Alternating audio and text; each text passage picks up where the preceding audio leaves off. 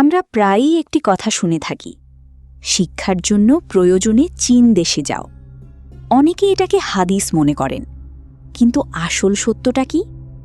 এই কথাটি উতলুবুল ইলমা ওয়ালাউ বিসসিন, অর্থাৎ জ্ঞান অর্জন করো প্রয়োজনে চীন পর্যন্ত গিয়েও।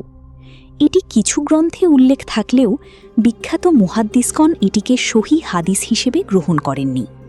ইমাম আল বাইহাকি, ইমাম ইবনু হিব্বান এবং ইমাম আল আলবানী এটিকে দুর্বল বা ভিত্তিহীন বলেছেন।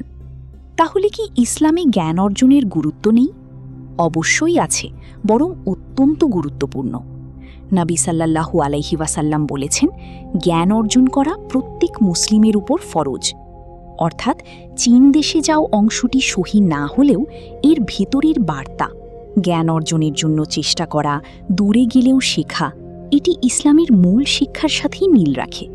তাই আমরা যেন ভুল তথ্য না ছড়াই, আবার জ্ঞান অর্জনের গুরুত্বও যেন ভুলে না যাই।